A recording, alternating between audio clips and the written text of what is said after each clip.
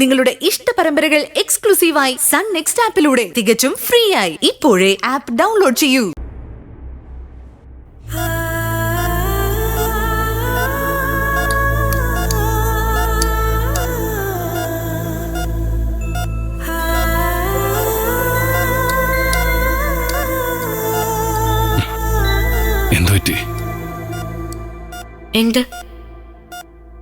എനിക്കൊന്നും പറ്റിയില്ല. എപ്പോഴും എന്നെ സന്തോഷിപ്പിക്കാൻ കലബിലാന്ന് ഓരോന്ന് പറയുന്ന ആള്. എന്താ ഒരു മൗനം? പറയടോ, ഞാനും കൂടി അറിയട്ടെ. ഒന്നുമില്ല സുധേട്ടാ, കമ്പനിയിൽ നിന്ന് ജോലിക്കുള്ള ഓഫർ കിട്ടിയായിരുന്നു. അത് നല്ല കാര്യമല്ലേ? അപ്പോ തനിക്ക് ഉടനെ ജോലിക്ക് ജോയിൻ ചെയ്യാല്ലേ? എന്തായാലും അത് നന്നായി. എന്നെ നോക്കാനാണെങ്കിലും ഫുൾ ടൈം ഈ ആശുപത്രിയിൽ നിന്നുള്ള ബോറടി ഇല്ലാതാവുമല്ലോ. എന്നാ ജോയിൻ ചെയ്യുന്നേ? ഞാൻ ആ ജോലിക്ക് പോകുന്നില്ല എന്ന് തീരുമാനിച്ചു. അതെന്താ? ആരെങ്കിലും എന്തെങ്കിലും പറഞ്ഞോ? ആരും ഒന്നും പറഞ്ഞൊന്നുമില്ല. ആ ജോലി ഞാൻ നിത്യയ്ക്ക് കൊടുക്കാൻ തീരുമാനിച്ചു.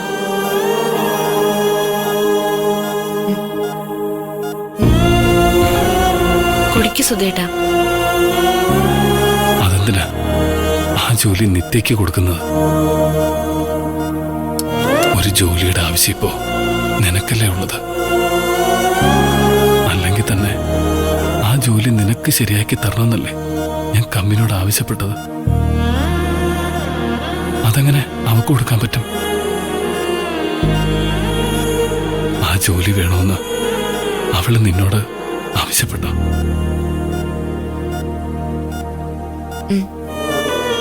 അവളെ ചോദിച്ചപ്പോ നീ സമ്മതിച്ചു അല്ലേ?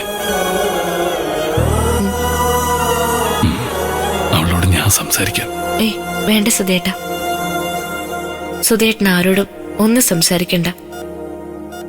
നിത്യ തന്നെ ജോലി എടുത്തോട്ടെ.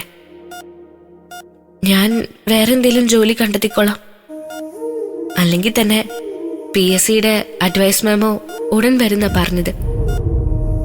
അങ്ങനെ വരുവാണെങ്കിൽ പിന്നെ എനിക്ക് ധൈര്യമായി. എന്നാലും നീ ഇതിന് സമ്മതിക്കണ്ടായിരുന്നു. ആദ്യം നിത്യ കാര്യങ്ങൾ പറഞ്ഞ് മനസ്സിലാക്കണമെന്ന് ഞാൻ വിചാരിച്ചത്. പിന്നെ വേണ്ടെന്ന് വെച്ചു. ഇതിന്റെ പേരില് കുടുംബത്തിനകത്തൊരു സമാധാനക്കേട് വേണ്ട. ഞാൻ ഇങ്ങനെയൊന്നുമല്ല ആഗ്രഹിച്ചത്.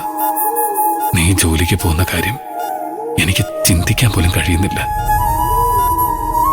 എന്റെ ഈ അവസ്ഥയിൽ വേറെ മാർഗമില്ലാത്തോണ്ട് ഞാൻ സമ്മതിച്ചത്.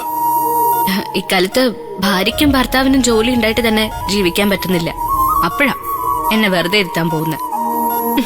നല്ല കഥയായി. ഞാൻ ജോലി ചെയ്ത് നിന്നെ പോറ്റണമെന്ന് ആഗ്രഹിച്ചു. ദൈവം അതിനെ സമ്മതിച്ചില്ലല്ലോ. ദൈവം ഇതിപ്പോ നീ ജോലിക്ക് പോയി എന്നെ നോക്കേണ്ട അവസ്ഥയായി. സുധേട്ടാ, ഭാര്യയും ഭർത്താവും ജീവിതത്തിൽ തുല്യരെന്നല്ലേ പറയുന്നത്? അപ്പോ രണ്ടിൽ ആർക്കെങ്കിലും ഒരാൾക്കൊരു ജോലി ഉണ്ടായാ പോരെ? അങ്ങനെയല്ലേ നാട്ടിലെ തുല്യത ഉണ്ടാക്കുന്നത്? അല്ലാതെ ഭർത്താവിന്റെ ചെലവില് മാത്രം സ്ത്രീകൾ ജീവിക്കണമെന്ന് വാശി പിടിക്കാൻ പറ്റില്ലല്ലോ. പുരുഷന്മാര് മാത്രം ജോലി ചെയ്യാം, സ്ത്രീകൾ വീട്ടിലിരുന്ന് വെക്കുക, വിളമ്പുക, പ്രസവിക്കുക. എനിക്ക് അതിനോടൊന്നും യോജിപ്പേ ഇല്ല കേട്ടോ. അച്ഛൻ ജോലി ചെയ്ത സ്കൂളില് നേരത്തെ ഒരു ടീച്ചറിന്റെ വേക്കൻസി പറഞ്ഞിരുന്നു. അതൊന്ന് ചോദിച്ചു നോക്കണം. എന്തായാലും നാളെ സ്കൂൾ വരെ ഒന്ന് പോണം.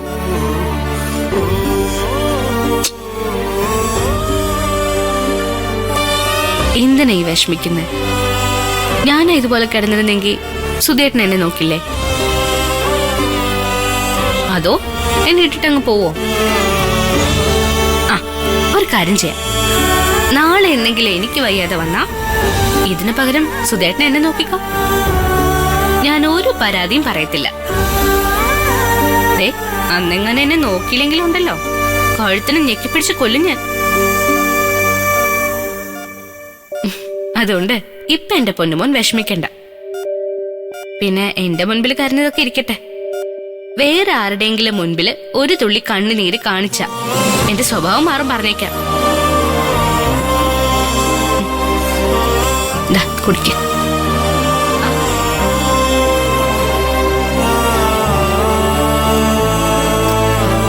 പിന്നെ ഇന്ന് ഡോക്ടർ ജോൺ മാത്യു വരുന്നുണ്ട്.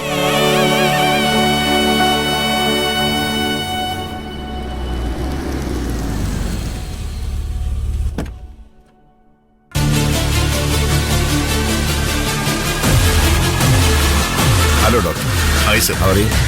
Fine, sir. Hello, welcome sir. Thank you. Please come, sir. Okay.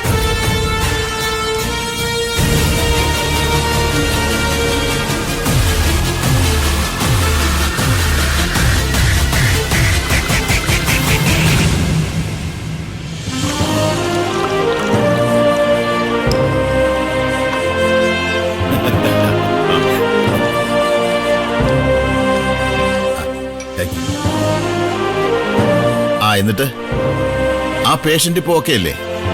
No problem. ആ കുട്ടി ഇപ്പൊ കോളേജിൽ പോയി തുടങ്ങി. ഇടയ്ക്ക് എന്നെ കാണാൻ വരും, സ്വീറ്റ്സ് ഒക്കെ ആയിട്ട്.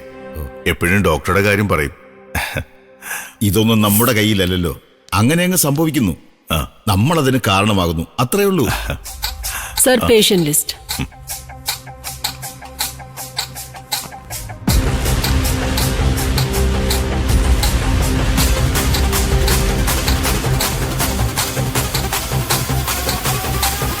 ഇത് ഞാൻ നേരത്തെ പറഞ്ഞ ലിസ്റ്റ് തന്നെയല്ലേ?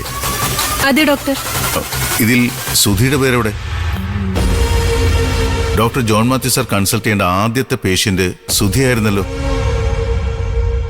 ആ പേര് ഈ ലിസ്റ്റിൽ ഇല്ലല്ലോ, എന്തു പറ്റി?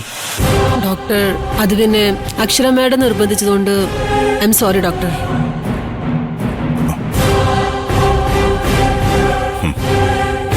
ഓക്കെ. സർ, നമുക്ക് ആദ്യം സുധിയെ തന്നെ കാണാം. Yes, of course. അതിനാണല്ലോ ഞാൻ പ്രധാനമായി വന്നത്. Let's go. സർ,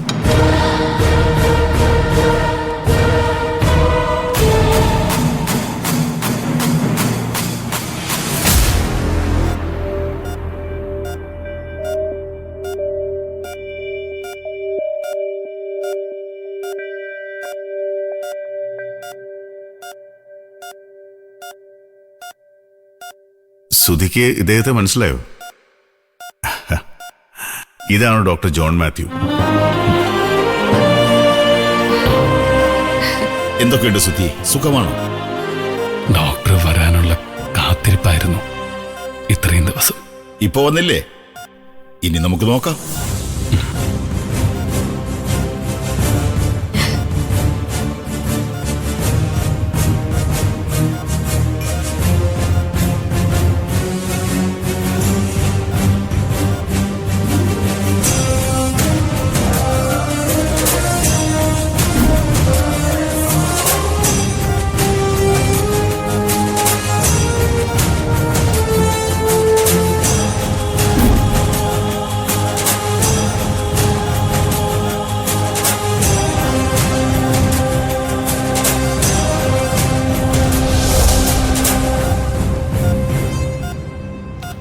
സുധിക്ക് എന്തായിരുന്നു ജോലി?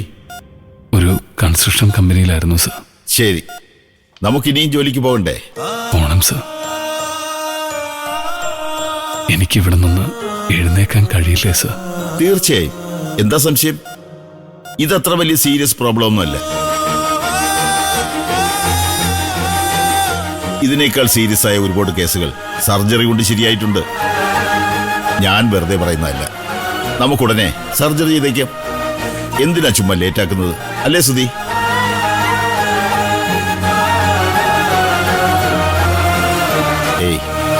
സർജറി കഴിഞ്ഞാൽ 1 മാസം, അതിനുള്ളിൽ സുധിയെ ഞാൻ എഴുന്നേൽപ്പിച്ച് നടത്തിയിരിക്കും.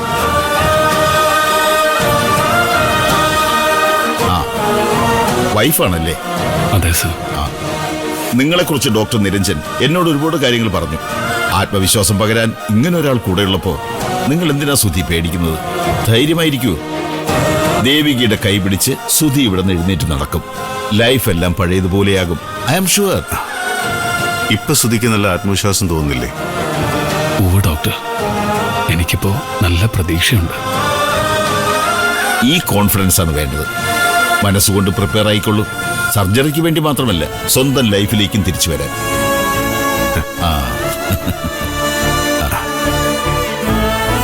സന്തോഷമായിട്ടിരിക്കും. ഇനി ഒന്നും പേടിക്കാനില്ല.